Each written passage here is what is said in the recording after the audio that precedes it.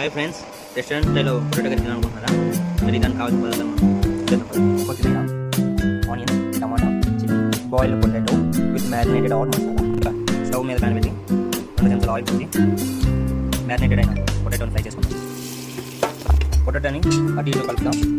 Fry అయినంత వరకు కొద్దిగా ఫ్రై అయిన పొటాటో పక్కన పెట్టుకొని ముందుగా కట్ చేసి పెట్టుకున్న ఉల్లిపాయలని ఇందులో వేసి అలాగే టమాటాను కూడా వేసేద్దాం.